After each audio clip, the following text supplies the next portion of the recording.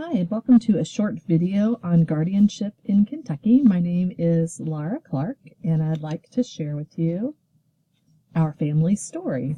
So we have a happy family of 6. Dan and I have been married a little over 20 years with 4 great kids. Catherine's a college student right now studying urban planning. Dan has just turned 18 and is in our local high school on a non-diploma track IEP. Elizabeth is a happy pirate in training in elementary school. And Lily, she's our certified princess and future boss of our world. We've happily managed a variety of typical childhood illnesses for our children, as well as Dan's early diagnosis of epilepsy and autism. We've continued to work to help him search for an appropriate communication system, and at this point, Dan is still considered nonverbal or preverbal. He has some great sounds that he sometimes makes, and overall, he's a pretty happy guy.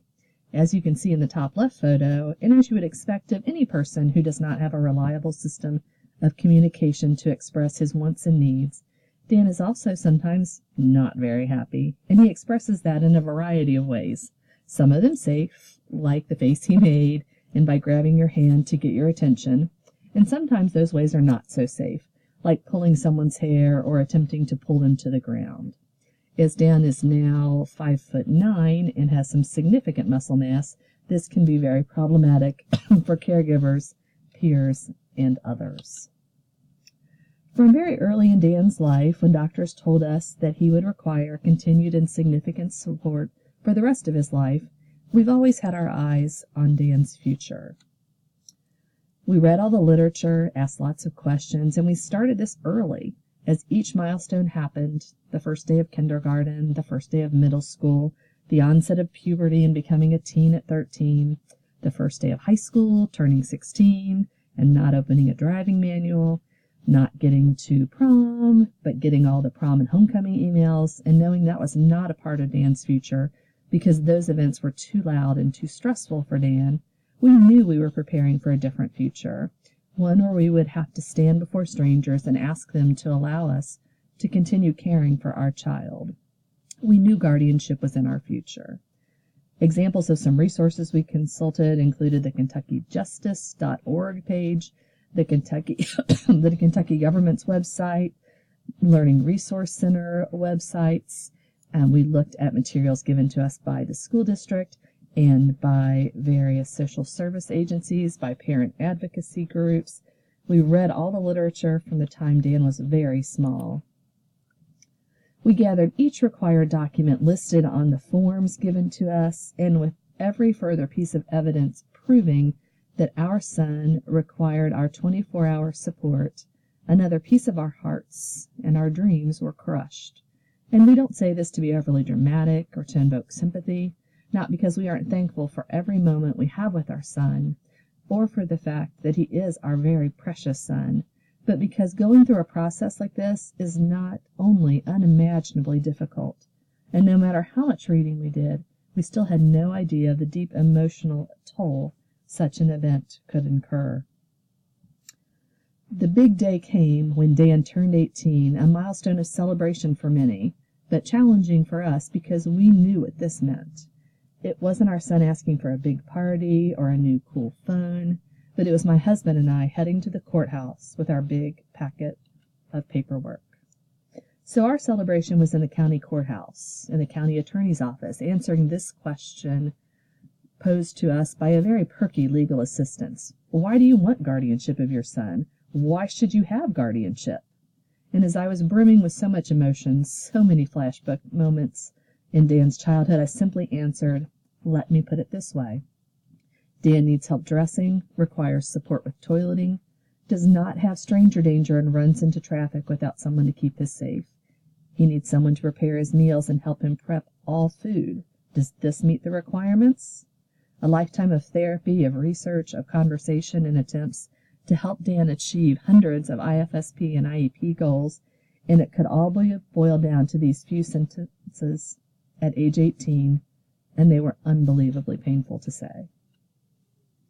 The legal assistant blinked several times and then said, "Oh, I see," when I knew in my head that she could not possibly see, could not possibly understand, that in order to even make it into her office that morning, we had gotten our son out of his medically provided protective bed to keep him from wandering at night, that we had helped him get out of that bed that was saturated in urine because continence supports do not ever contain all of the waste that Dan cannot yet hold or put in the restroom. We started this day as we start every day, with 2 loads of heavy-duty laundry and cleaning products to keep Dan's bed clean and to keep Dan clean and good smelling, not of hospitals or urine, but of teenage boy and happiness. And then we had to help him take 6 pills to help him control his seizures and to help keep his behaviors under control. We'd given him a shower, dressed him, prepared his food, and helped him eat, then helped him get on the adapted bus and sent to school, gathered a lifetime of documentation of the depths of his disability, then taken a few deep breaths and headed to her office, so respectfully I doubt that she would ever see unless she walked in our shoes for a few days, months, or years. She came back into the office with the notary seal and forms and helped us complete the documents required to declare Dan incapable of caring for himself, called Guardianship, and sent those papers across the street to the courthouse to ask for emergency guardianship. And as we handed the forms to a distracted court employee, I could literally feel dreams dying and parts of my emotional parent brain shred, because filling these papers felt as firm as saying we no longer hoped. We no longer planned for that moment when some magic pill or magic treatment came to cure our baby of this thing called disability. In the midst of this filing, we knew that if anything happened to Dan health-wise, until we had a judge sign the emergency guardianship, our child was unprotected and we had no legal rights for decision-making. In our state, parents cannot apply for guardianship until the child turns 18. So there is a required state-mandated gap in our rights and ability to protect our child. And this time was intolerably terrifying for both of us. Fortunately, we only had to manage this fear for a never-ending 6 hours, and a judge signed emergency guardianship at the end of the workday. We received that emergency guardianship and were told we needed to wait for a court hearing date to determine Dan's guardianship. We set up appointments to complete the required evaluations and provided information so the courthouse social worker could visit Dan at school. Unbeknownst to us, this process actually cost several $100s. We were informed of this when we showed up at the psychologist's office. Neither the state guardianship information or the courthouse information shared with us this fee, so we didn't have cash with us. It seems important to have shared, but my husband wrote a check and the process seemed to be complete. Now we were just waiting for notification of the court date.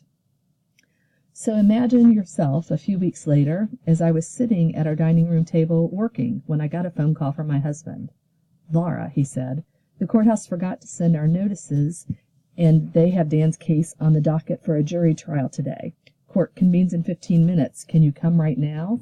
We live about 15 minutes from the courthouse, so it was possible for us to make it, but many families live much further out. We didn't have time to pick up Dan from school, to prepare ourselves, to get ready, yet his case was going forward whether or not we arrived. So I went straight to the courthouse, thankful that I wasn't out of town working or at a job when I couldn't leave on immediate notice. It was only my son's future at stake, after all. I rushed down to the courthouse, made my way through security, and arrived in the courtroom assigned to the 3 guardianship cases on the docket for the day. And when we arrived, we saw 30 strangers sitting on the right side of the courtroom. We later learned that this was the potential jury pool, for in Kentucky, all guardianship is decided through a jury trial. We were the only family of 3 cases on the docket who made it to court that day, the other families having not been notified prior to the court date either. A lawyer we had never met came back and introduced herself. She said she would be representing Dan, whom she had never met, in the jury trial, and a social worker, again, whom we had never met, and who had spent a total of 15 minutes with our son, would share reports we'd never viewed with the jury to decide if guardianship of our only son would be awarded to us. At this point, the bailiff called the court to order, and the judge proceeded to describe the process of guardianship to the potential jurors. He wore a lovely Mickey Mouse tie and seemed to be a kind man. But here is what he said to the jurors who would be chosen to hear my baby boy's guardianship hearing. "Today you will be hearing 3 unique cases," the judge said, "and these are not your typical cases where the 2 lawyers represent 2 different points of view. In a guardianship trial, the lawyers are sharing information about disabled people who are suffering from their disability. They suffer so much that they need special care. Their suffering is such that they can't take care of themselves because they are disabled." He, with his nice Mickey Mouse tie and his kind voice, continued on discussing suffering for several more minutes, never once acknowledging the unique accomplishments and possibilities for adults with disabilities who have appropriate supports. He focused on their limitations without acknowledging their unique strengths, without acknowledging their personhood. After this conversation, the judge and lawyers chose a jury and began Dan's hearing. As my husband and I sat traumatized in the courthouse, several strangers shared evidence of Dan's disability, some of it incorrect. For example, the social worker described his communication system as a PEGS system instead of a Picture Exchange Communication System, or PECS. We waited and waited for our time to share, and waited some more until the jury began asking the lawyer and social worker if Dan's limitations meant he could not vote. This question about voting was asked a total of 10 times, while Dan's ability to feed himself, care for himself, and stay safe were discussed a total of 1 time each. And then the jury was sent out. My husband and I looked at each other in shock and horror. Our only son's guardianship, our baby boy that we had loved and nurtured from birth to this point, was now in the hands of a jury, and we never got the opportunity to share. We later learned this is the way all guardianship trials are handled in the state of Kentucky. And so the good news is, guardianship for Dan was granted to us, and for around $100 more, we were able to get the needed paperwork for the courthouse. But in this process that we began investigating when Dan was a toddler, we learned several important lessons. 1, it is important to use the language of empowerment and people-first language always when talking about persons with disabilities. No matter how cool your tie, if you talk about disabled people suffering instead of people with disabilities who need supports in order to be independent, you are not meeting the needs of the community.